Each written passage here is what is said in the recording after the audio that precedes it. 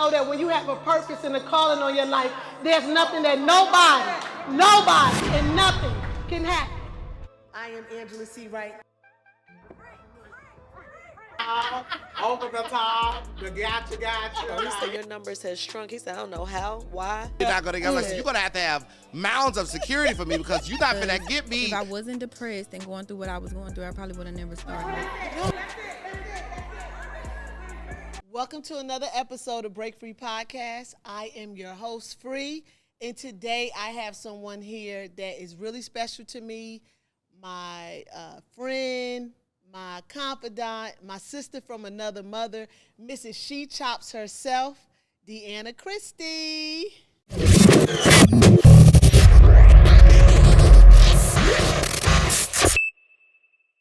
Hey guys, how you doing? Hey to me. How about hey to me? Hey Free, how you doing? Hey, how you doing, everybody? What's up, Don't D? forget the Shifted Beauty.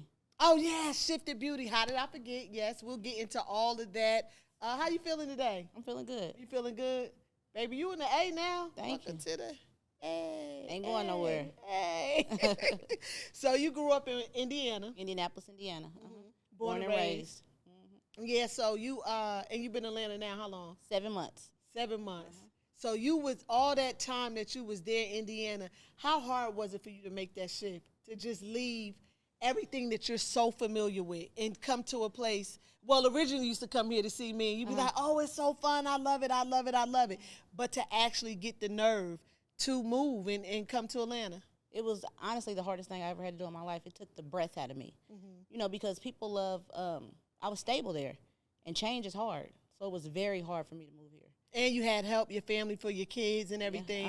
Yeah. So what made you take that leap of faith? Well, one day I woke up in Indiana and I was in the bed and God said, buy a ticket to Atlanta. I'm like, I'm not going to Atlanta. What am I going to Atlanta for? He was like, you going? I was like, no, I'm not, because I don't have no reason to go. And so I just paid for the ticket because my breath got short. And I'm like, I want this to go away. So I called you, and I was like, Free, I'll be in Atlanta in the morning. You like, for what? I'm like, I don't know, but I'll be there in the morning. You said, okay, I'm going to have Shaquilla a party anyway, so come on. So I come to Atlanta still not knowing why I got to come to Atlanta, but I got to do this because when God sends me messages, my breath gets short and I can't move. So I got here, and we went to church on Sunday. We went to Enid. Yeah. And Pastor Pollard, you know, he's all G'd up, so I'm like, I ain't going to get nothing from him. Yeah. You know what I mean? But then all of a sudden he was preaching, everything went black. I could hear him preaching, but everything in the church went black. And God was like, I told you that your time was up in Indiana. And I'm like, what do you mean my time's up? He's like, you got to move to Atlanta. I'm not moving to Atlanta. When I first talked about Atlanta, my bank account was fat. Now it's not. I'm not moving to afford to move to Atlanta. And God was like, no, you're going to do it. And I'm like, no, I'm not. Why would you make me do this? You know, I got 3 kids. I got a daughter in college, blah, blah, blah. I can't afford this. He's like, do it. I said, I don't have a job. He said, do it without a job. I'm like, I can't do that. So all this time, this is going back and forth in my head. And you sitting right next to me not knowing what's going on because it went black. So on our way to it wasn't until we got in the car and you started crying. I'm like, Deanna, what's wrong? Why are you crying? And I said, God spoke to me. No, what you said was, you was like, God said, I got to move. Yeah. And it was the hardest thing ever because then it's like when I got back home, I'm like, I know I got to do this, but I still don't want to do it. Like, I still want to buck. You know what I mean? So God's making it hard for me. I had a job in Indiana. I had, you know, stability. I had a house. I had everything. Like, I didn't have a reason to move. But when I got home, things just got harder. You know what I mean? Like, you got to move. What are you still here for? So I started looking for houses, but not seriously. But then when I started looking serious, and then you pushing me, talking about, God said this, I'm going to go look at the house for you, blah, blah, blah. So it was hard. It took a minute, but it was the hardest thing ever. It was the hardest thing. You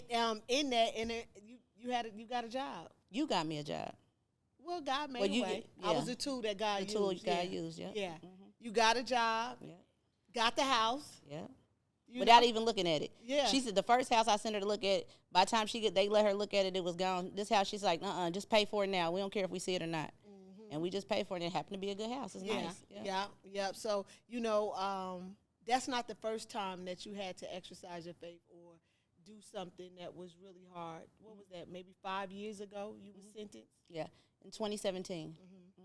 And what was that like? No, that's not even the sentencing day. Let's go to the day where you was picked up. The day I was picked up, I was at my boyfriend's house. And I had called him that morning. And for some reason, I don't know if we had argued that night or not. And he was like, what? And I'm like, what? Where are you at? And he was like, at the doctor. I was like, oh, okay. I still cooked his, his lunch and stuff, get it ready for, his job and stuff like that. Even though he hustled, he still, had a job. And so then I said, well, I'm going to go ahead and go to the casino because he had already gave me money for, my car payment, my bills and all that stuff. So I'm like, but he walked in the door on me. And he was like, where are you going? I said, I'm about to run to the casino. He was like, wait for me. I got to run and do something real quick. I said, what? He was like, just wait for me. You was going to go without me. Just flip that, change whole mentality. And so I waited, but the phone rung. And he was like, D. I said, what? He was like, I think Johnny Law behind me. And I'm like, what? I'm still, kind of green, so I didn't know what he meant. I'm thinking, you getting pulled over? Who cares? I said, so what you want me to do? He was like, it's a sack in there for my cousin, because he never kept drugs at the house. But his cousin, people that he know, he would probably bring some to the house. He was like, grabbed it. I said, you want me to put in the garbage disposal? He said, no. Take it with you. He said, you got that money? I said, yeah. He was like, all right, just take it with you. I'll meet you. You know what I mean? So when I go out the house, I see a white truck. A white truck. So I'm thinking it's him, but I'm still going to go because I don't know if they following him to the house. Yeah. So I turned, and the way I turned, the police lost me. They was following me, but they lost me because I illegally turned somewhere else because I know the back streets. And so, but my heart wouldn't let me go to the casino. My heart kept saying, you got to go check and make sure he's okay. Because my brain is saying, if he's pulled over and he got drugs on him, you got to run your car into the car. You got to do something. You got to play crazy. You got to try to save him. So I'm doubling back, going back the other way, looking for him where they got him pulled over to make sure he's okay. Meanwhile, I didn't know they was looking for me. So I pulled in a grocery store because I couldn't find him. I had already circled the block and I couldn't find him. So I pulled in a grocery store and I see an old car, a Lincoln, that these cars too old to be on the street. And then I seen the man pull a mask over his head. I'm like, oh my God, I think they after me. So I pull off, like acting like I didn't know. And then all of a sudden another car, and they just jumped out with all kind of guns on me. Get out the car, get out the car. I'm like, what I do? You know what I mean? So, did you get rid of the bag? No, I didn't. But let me tell you, I stuffed it. I stuffed the bag and the money. I got it out of my purse. So, I had called his son on the phone, and I said, whatever's going on in that house, you need to clean it up. I don't even know if he knew what I was talking about, but if You're just trying to talk yeah, in code. Yeah, I said, clean it up. Whatever's wrong, you need to clean it up. You know what I mean? I don't know if your dad's busy. I need you to clean up the house. Yeah. And so, but I didn't know I was getting recorded. I didn't know none of that. I didn't know I was getting recorded or none of that. So when they got me, they still couldn't find no money or nothing on me because I had it on me, and I had like some leggings and a shirt, and I had a cardigan on. So they searching the car. He's talking about, can I get a warrant to search? No, you can't get a warrant to search my car. He was like, well, I'll bring dogs. I said, you better bring them. So he's brought the dogs and said he smelled drugs in my car, but there was no drugs in my car. They always say that. They always say that. So they searched my car and all that stuff, and they said, well, we got a hit so you didn't get a hit for nothing. I don't even smoke weed. You didn't get nothing in my car. And so still not knowing, what's going on with him or, what. I'm still not knowing, y'all. I'm not knowing these is the feds. I'm not knowing nothing. All I know is. In that moment, you more still worried. They got worried you. About him. And you worried about him. Because I know I don't sell drugs. I don't care. Yeah. And he'll get me out. Yeah. He's my superhero. He going to get me out of anything. I ain't never had an issue. Whatever it is, he saves me. He saves the day all the time. I ain't really had a hard life. You know what I mean? So I'm just like, the police are like, well, once they kept me out there for hours, still not searching me. No lady was on, they never searched me. So I'm like, okay, they're going to let me go. I'm good. So I'm like, okay, I'm just going to sit there and talk to them. Meanwhile, I feel like the money is about this much money. I feel like it's about to fall. I'm like, oh, my God, they got my hands behind my back. I can't really. So now I'm sitting down on the ground, so they can't see. So they end up calling the lady, and she searched me. She found it. And so they was like, well, you're under arrest, blah, blah, blah, blah. And I was like, okay. Still, I don't give a damn about y'all arresting me because I know I'm getting out. Yeah. And so they was like, well, we're going to take her to something. So I asked the man, they put me in the back of a van. I said, where are y'all taking me to? He said, we're going to take y'all to a center where you can tell us what you know. I said, I don't know nothing. He was like, well, that's hard to believe. I said, well, I don't. So go into. He said, we call the paddy wagon. She don't want to talk. Don't want to talk because I'm not telling nothing. Yeah. And so the paddy wagon finally came. Like, I was out there for like 3 or 4 hours. My arms is numb. And so I'm in the paddy wagon. My arms behind my back, and the door opens. It's him. They had him at a non-disclosed location because they had locked him prior to me. And I heard him say, I had my Louis Vuitton purse in the back. He said, is that a girl on the other side? He asked the guy. The guy was like, I don't know. I said, it's me. And so he got in the car and he was talking. I'm like, I know common sense. Why are you in this van talking? Shut the fuck up. We can't be talking in here. You know what I mean? So we really didn't do a lot of talking. But a lot of times they did, a lot of transport. They transported us together and stuff like that. But that was the day that it happened. Wow. And at this time, how long had you been with him? Approximately 8 years.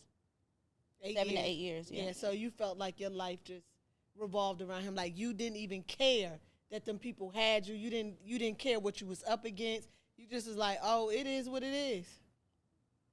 Because he's going to save me, so I don't care. Well, he can get us out. Even if it was the feds, or you just didn't know it was the feds? I honestly didn't know it was the feds. And still, He going to say that's what today. lawyers are for. He going to say today. He's going to say today. And so you, like, throughout your relationship, you always felt like he's going to save the day. Well, when I first met him, he was married, and I didn't know that.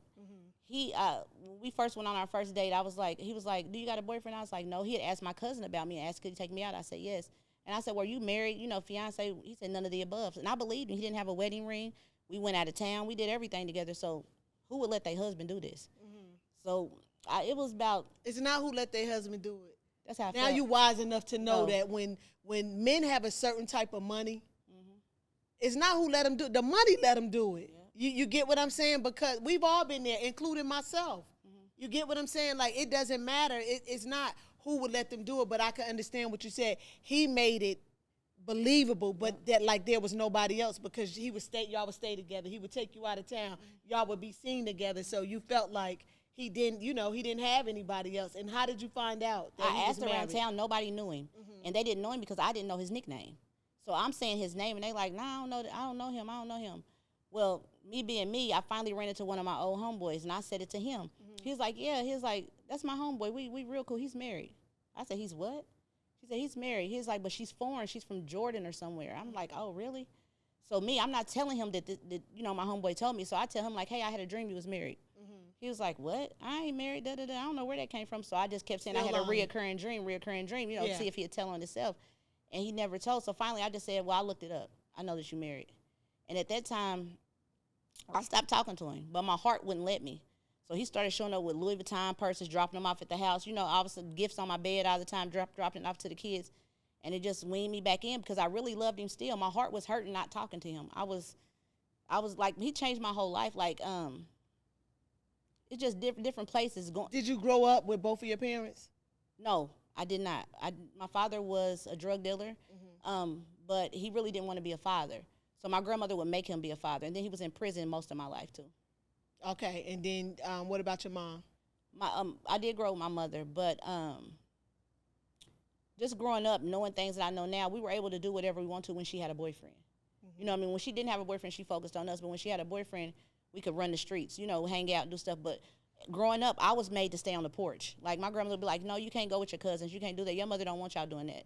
So I was always sheltered a little bit. You know what I mean? Yeah. So when I got away, I was just like, this is life. Like, I used to sell weed at the age of, my mother didn't even know. I was selling weed at the age of 16, selling all the weed in the neighborhood. She didn't know. She thought I was a whore. I remember her saying, what are you, a whore? Because niggas was pulling up, in old schools and all this stuff. But she's not knowing. She thinking I'm talking to all these guys, but really they buying weed. Yeah. I'm having weed in my closet at her house, bagging it up, going to sell it to them, but she don't know. So she thinks that I'm just in the streets like that, but she had no idea what I was really doing. You said your boyfriend changed your life. So how do you feel like he changed your life? He changed my life because I've always had somebody that, I've always worked my own self, but I always had men that would give me more than what they have. You know what I mean? So every boyfriend that I've had, has always been a provider. You know what I mean? But he provided on another level. You know what I mean? Like, we were taking trips out of town whenever I felt like it. Kids going everywhere. Like, all this different type of stuff. And when I left my last boyfriend, I had my 3 kids, and it was just me. So I created a budget for us to, do this and do this and do this because I was by myself and I was staying focused at this time. Yeah. So he came in and just disrupted my budget, disrupted everything. And then the kids fell in love. You know what I mean? The family, he's very family-oriented. So his family, he would have get-togethers at his house all the time, all kind of stuff. Because when he ended up divorcing his wife for me. And I'm not saying for me because I don't think I did that. I believe I know they went to counseling and stuff, but it just didn't work out because he wouldn't leave me alone. So when he got a divorce, he bought a bigger house and things like this. And my kids were, there all the time. Like, they could spend the night at either house they want to, whenever they wanted to. Did you ever feel bad that he left his wife, or you just wasn't thinking about her? You was just thinking about yourself? In all honesty, I felt bad for her at one point, but then I felt like she ain't fight for her man. I'm not letting mine go. So nobody's winning over me. So I feel like she didn't put up the fight. So that's what, I mean? That was your husband. You should have fought harder for him. Did you ever, feel bad, spiritually? I know this is wrong, and I shouldn't be doing it or whatever. Because for myself, like I was messing with a married man. You know what I mean? Randall was married at the time when we started messing around. He divorced his wife. You get what I'm saying? For me. Even though JD was getting ready to come home from prison. So for real, I don't even know why you did that, because my dude is getting ready to come home. You get what I'm saying? But I did feel like when he got on the stand and testified against me, in that moment, I said that was my karma. Yep. You get what I'm saying? Because I always tell people, you can put it however you want to put it. But God word, he's not mocked. Don't be deceived. Whatever you sow, you shall reap. And people don't realize, like, it doesn't come back in the way you put it out. I tore that girl family up and tore that girl life up, and guess what? He got on that stand and he tore mine up and sent my behind the prison. You get what I'm saying? So I'm saying, like, spiritually, did you ever feel bad, or did you ever feel like your karma came back because of it? Prior to meeting him, it's always been married man trying to talk to me, and I would never talk to him because I'd be like, I don't want that karma on my marriage. Mm-hmm. Well, I didn't know, so I feel like I use it as a crutch. Like, I didn't know at first, but when you knew, Deanna, you should have walked away. You know better. Yeah. But I couldn't. Like, I was living on emotions. I couldn't let myself hurt trying to make them feel better. You know what I mean? So I feel like I was a sacrificial lamb. Like, I had to go to prison because of what I did to their family, even though I didn't do it intentionally. You know what I mean? But, Deanna, you can't work on emotions. You have to work by, live by this book of God. You know what I mean? And do the things that you're supposed to do. When you know better, you do better. Yeah. And I knew better, and I ain't do better. So how long was you out before, like, sentencing?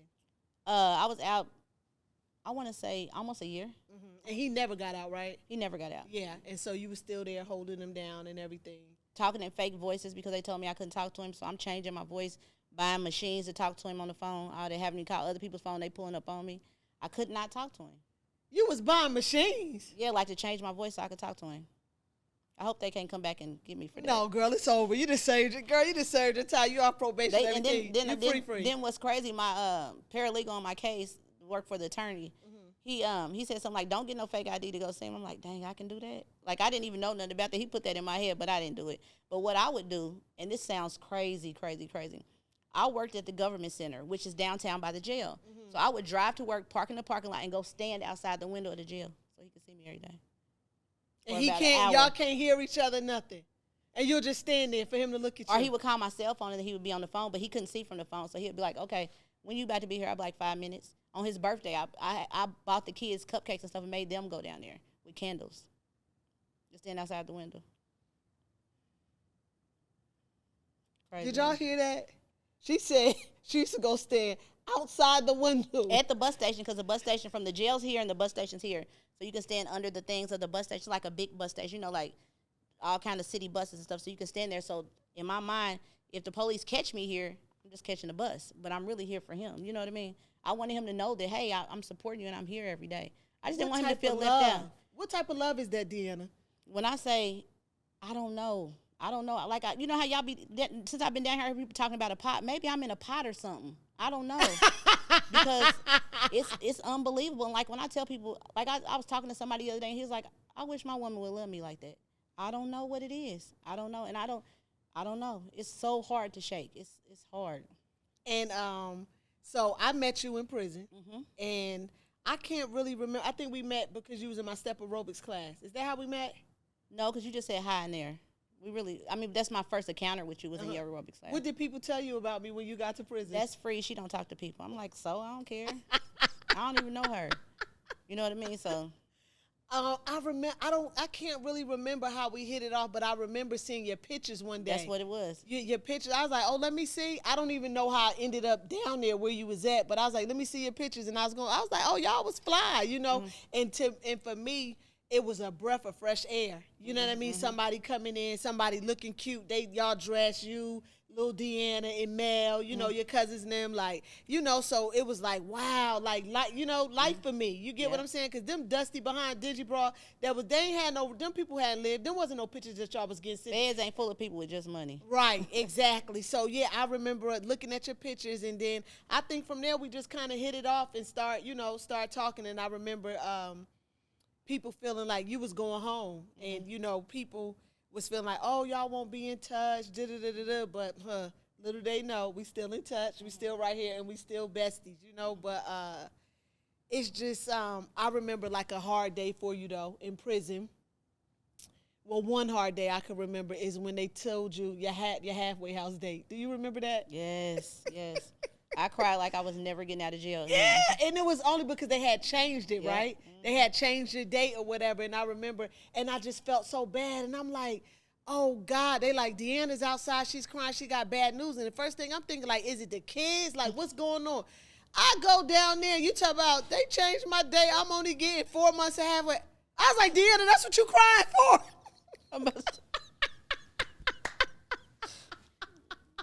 Yes, I was in tears walking around that track. I couldn't get it together. That's how to go to track so nobody could see me because I couldn't get it together. Well, somebody seen the girl and they you know, they came and told me or whatever because they knew, you know, like Deanna's free heart. You get what I'm saying? And so, you know, I think like during hard times, like we've always been there for each other and was able to build a bond. And, you know, some could say, I know, you know, feel like I'm overprotective over you. You get what I'm saying? Or some, you know, and I know many times you feel like I'm so hard on you. You get what I'm saying? But it's just that in some areas you are green. You know what I mean? And I'm not. And I feel like it's my job to protect you because you really don't know. You get what I'm saying? Like, you know, when dudes ask about, I be like, no, she's not talking to you. No, she's not talking to you. You know, but I just feel like, too, Deanna, you are really genuinely a good person, a very loyal person, you know, and people take that for granted, you know, so that's why sometimes if you just feel like, oh, she's so overprotective, oh, freaking on my nerves, or, you know, y'all keep little things from me, or don't I want trust me your to know. judgment. Yeah, I you've do. learned to, Yeah. but you didn't always feel Yeah. like that, yeah, and then, so you know, you're at the sentencing and everything and being in prison, it wasn't so bad for you, huh? It wasn't that bad. And what's crazy is I want to also discuss this. Like on my way to drive, I had to drive myself to prison. So my auntie went, my brother went, and my uncle went. And so me, I wanted to go on the run. I ain't even had that much time. I wanted to go on the run. I'm like, dang, if I go on the run, then they catch me in 4 years. I probably won't be ready. Yeah. Who want to go on the run for this little time? But I wanted to go on the run. All this stuff is going through my head. And all of a sudden, when we crossed over in Kentucky, God said, "It's somebody I need you to meet." And I'm like, what? So I told my auntie, I said, God said it's somebody I need to meet in prison. Aunt Sissy? Yep, Aunt Sissy. I said, she was like, what? My uncle said, well, there you go. Must be somebody you need to meet. I said, I don't know. So I'm thinking somebody I need to meet to help, not somebody that would help me. You know what I mean? So after, you know, being in prison, I realized it was you. You know what I mean? God wanted me to meet you. Oh, So you're about to make me cry. God wanted me to meet you. So this is what it was because he had a plan. He had a divine plan. And this was all part of it. You know what I Yeah. mean? So, but it's hard. Like people, we don't listen to God. We don't listen to things that he says. We feel like that, you know, oh, we tripping or something like it's not tripping. It really be God. Yeah, it really does. Everybody feel like some people don't know. They think when God talks to you that it's some roar or loud voice. They don't know it's the voice within. How people get intuition. That's God talking to you. You know, if you just, you know, listen and be obedient. Well, this part I know is particularly hard for you. It was another day that was really a hard time for you in prison. And I had a lot of them, didn't I? Nah, you ain't had not more than Reese. Not more than Reese. But, you know, this day, I came in. I was already in my room, and you came in, and you remember at this time I had the room to myself, that 4-man, and you plopped down over there on that empty bed, and you was boo-hoo crying. Like, to the point, and I'm like, what? I'm like, Deanna, what's wrong? Is it the kids, or, you know, like, what's going on? Yeah.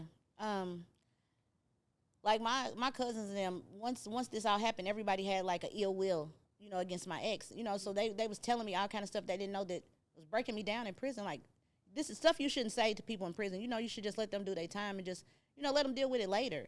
You know what I mean? And they was like, well, all the paperwork starting to come out now. So they like, he told on you. I said, told on me for what? I ain't got no. What can he get from telling on me?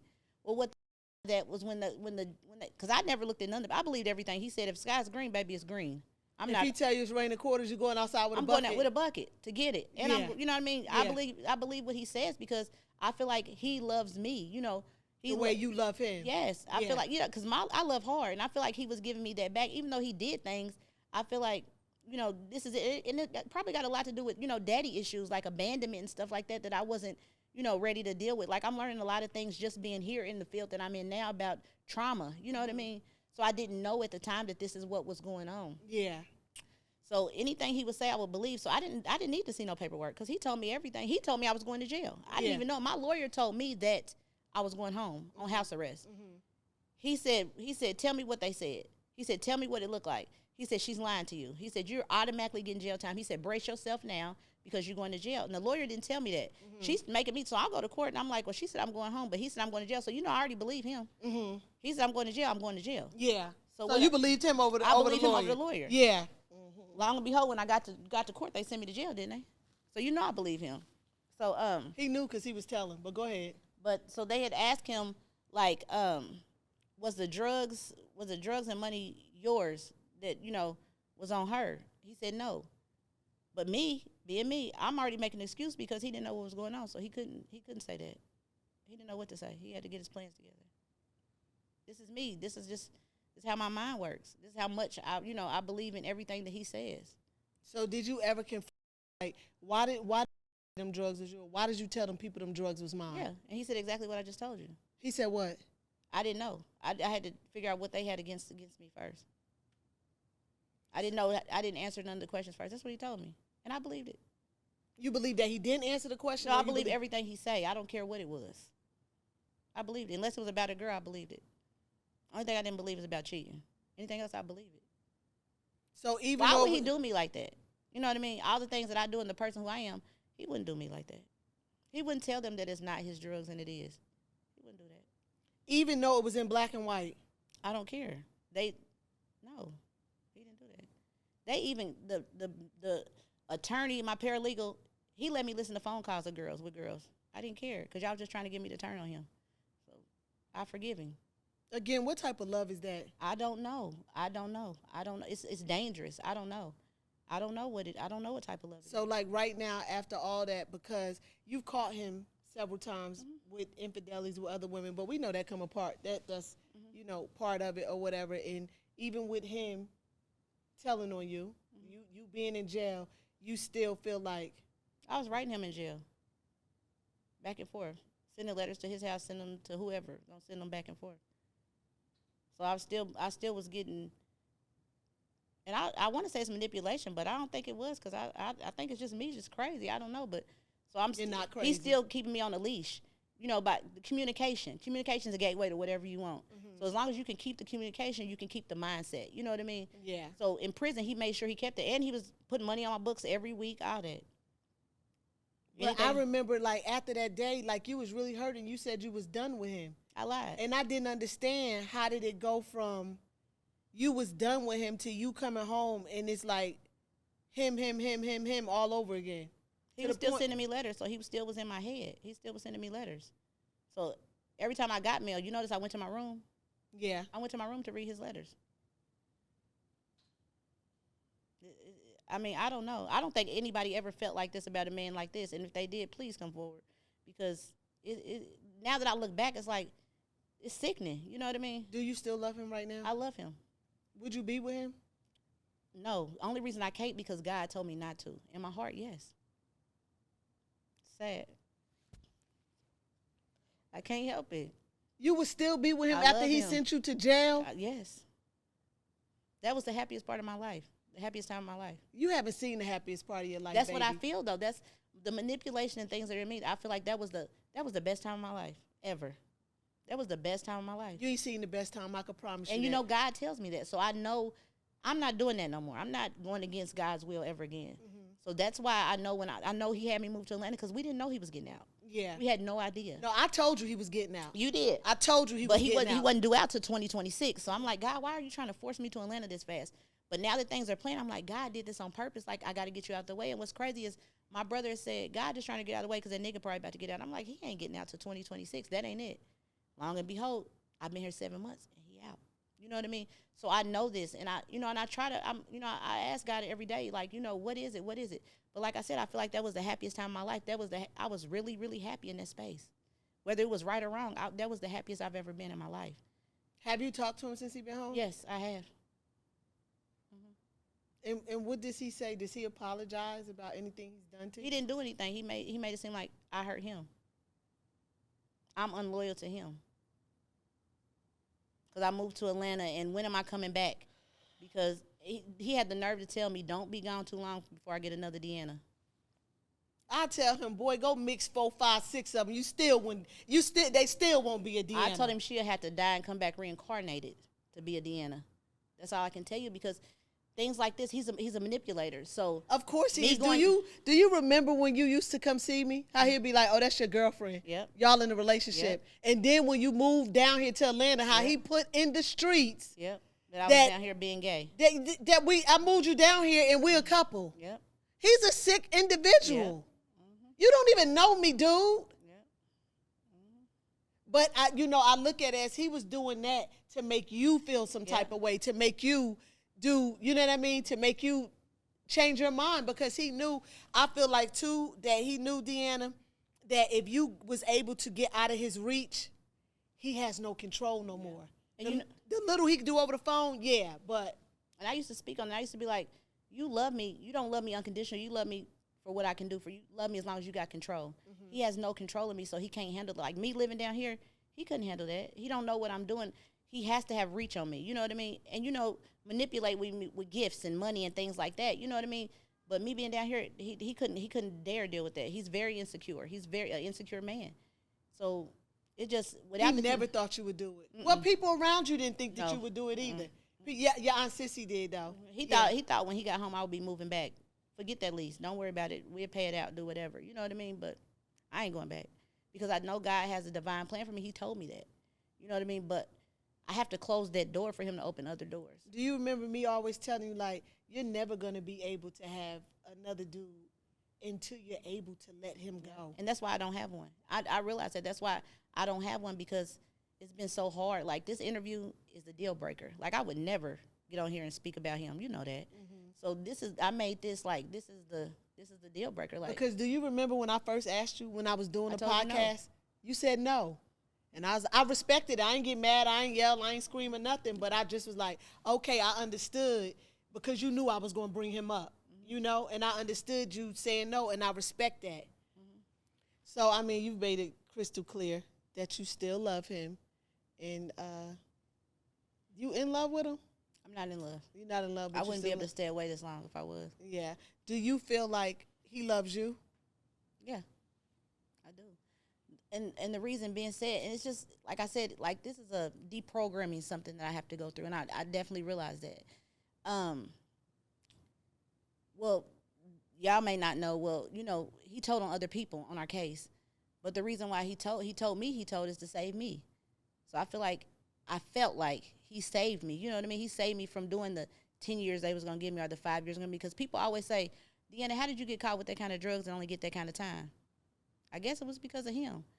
You know what I mean? No, it was because you ain't had no record and the people knew you ain't had nothing to do with it anyway. But like I've explained, that I believe everything that he says. He's always had my best interest at heart. Lord, if you listening to me, I don't ever, ever, ever, ever want that kind of love. And I don't want it no more ever again either. Like, never, ever again. Like, I don't even know how I got here. You know what I mean? I ain't a stranger to danger. You know what I mean? Like, I had a daddy in the streets. I seen my daddy beat women and manipulate women, all that. I don't know how this happened. This is like, I don't know where this came from. Like, I don't know. I don't know how this happened to me. But, it had to happen for me to be here today. It had to happen for me to be the person who I'm becoming. You know what I mean? But And who is that person that you're becoming? great. You know what I mean? I always said, made you great again. Yeah. Like, this case made me great again. You know what I mean? Like, I didn't do a lot. I didn't go on girl trips. I didn't do nothing because he didn't want that. Like, he would always tell me, so you want to think for yourself? And I'd be like, yeah, I'm not doing that. He'd be like, I will pay your own bills. Not that I couldn't pay my own bills because I worked. But he would do things like this. Like, I remember I was out to eat with one of my friends, and I didn't tell him I was going. He was like, why are you out with her? She a hoe, she this, she that. My phone got cut off right in the middle of dinner. So I went and got my own phone now. You know what I mean? Because he had so much control over me. I didn't go places without him. If you were taking the trip, he'd be like, where y'all going, Turks? Okay, well, where you want to go? Look on the map. Where you want to go? We can go. You know what I mean? So I didn't do none of that. He didn't take guy trips. He didn't leave me ever.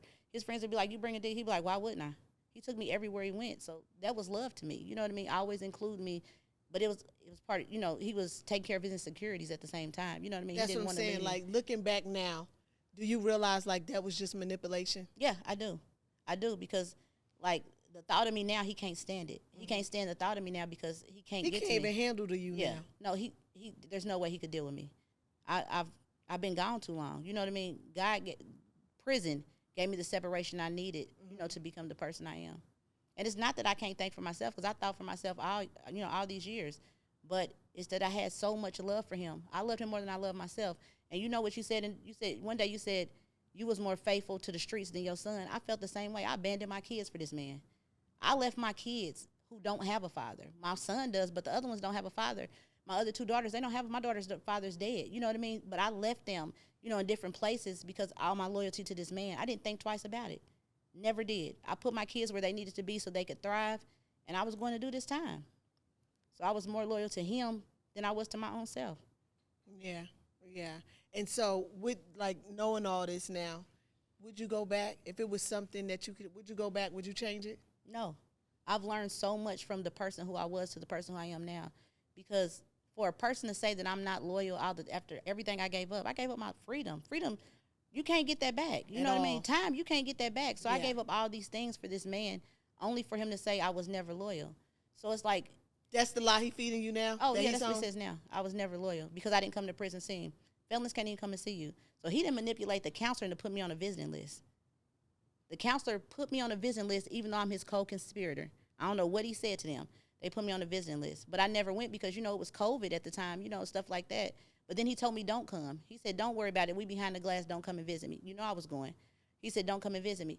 But he feeds me like, so you never came to visit me. Well, you told me not to. Of course I'm going to do what you said. You told me not to come. But he uses this for manipulation to try to, so you're not coming back to Indianapolis. You're not doing this. You're not doing that. No.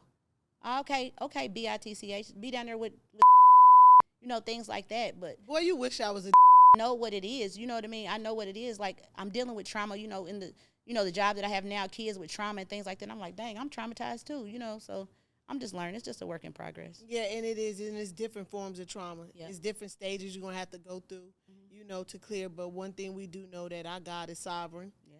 And our God's a healer. He's a good deliverer. Like, we know that, all things work together for the good. And it's going to work together. It's working. It's working together. So let's just shift, honey, and tell me about Shifted Beauty.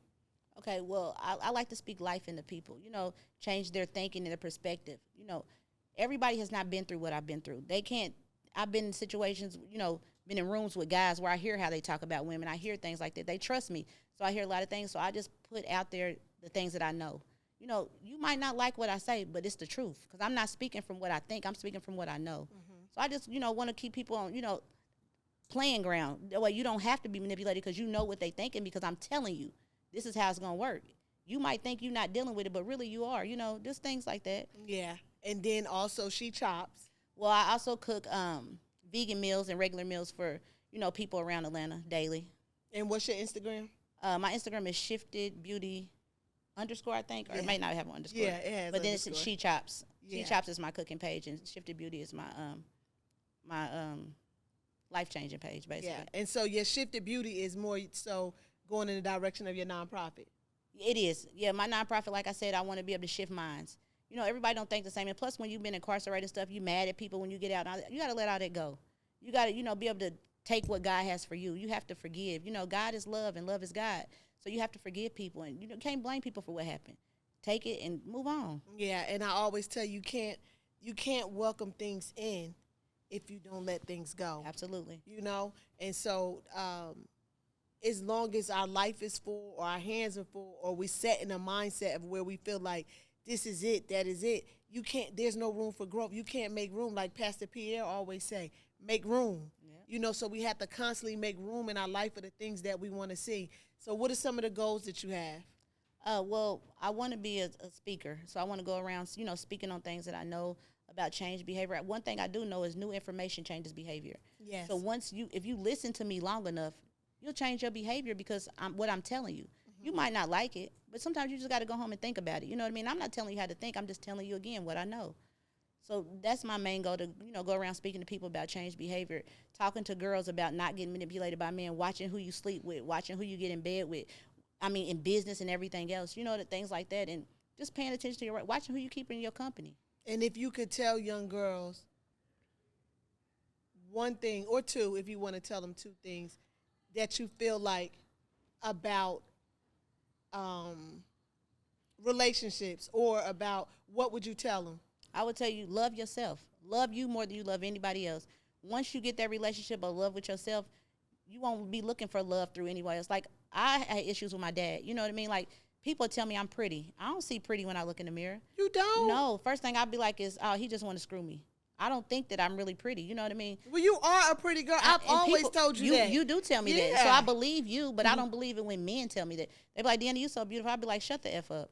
You know what I mean? And they be like, Deanna, why do you respond like that? But I realize, again, that's trauma. That's why I respond the way I do. So sometimes you just got to love yourself. Love yourself and know that you are enough. Yeah. Once you realize you are enough and you love yourself, nobody will be able to interrupt your circle or your aura. You know what I mean? And trust God. You have to have faith. If you don't have nothing else, have faith, because he's going to push you in the way you need to go and make sure you get there. He's never going to bring you to something without bringing you through it. Right, right. Okay, so this last couple minutes, I'm going to give you a word, and you say whatever comes to mind. Okay. Faith. God. Love. Mike. That was love. Whether Yeah. it's right or not, that to me, that was love. Yeah. Trauma. Daddy. I said his name. Before you go, just because you just said that about trauma with your dad, do you feel like that was the root of the issue with your relationship with men, or do you feel like, what do you feel like was the root issue, or what do you feel like the root problem is between you and your father? You know what? I feel like my father abandoned me. Mm-hmm. Even though he was there, you know, but I would have to pop up on him to get money. Like I said, he was a big drug dealer. I would have to pop up on him to get money, or, you know, he never took me to lunch or things like that. So what it was is I did not want to be abandoned. So I would do everything for a man to love me. You know what I mean? Because I don't want you to abandon me. So I'm going to make sure I cook for you, I clean for you, I be the person you need to be. I'm be your mother, your doctor, your lawyer, whatever. You need to look something up, I'm going to figure it out, because I am a enabler, I guess, you know, in some kind of way, because I'm going to do what it takes. They always ask me, what you'll do? I'm like, whatever it takes. And I mean that from my heart. I'm going to do whatever it takes. But that's because I can't deal with abandonment. You know, abandonment is hard for me. Mm-hmm. You know what I mean? Yeah. And it's real. Yeah, it is real. And so, closing, you know, this is Break Free, so we talk about being free. So if there was one thing that you could say you're in bondage to, and you need to break free from it, what would it be? My ex. Okay, y'all, there you have it. This has been another episode, a great episode on Break Free. And I hope today that something was said in a way that you're touched and it changed your life. Again, this is real people with real stories. I am free, and it's always delusion until they see it happen. See you next time.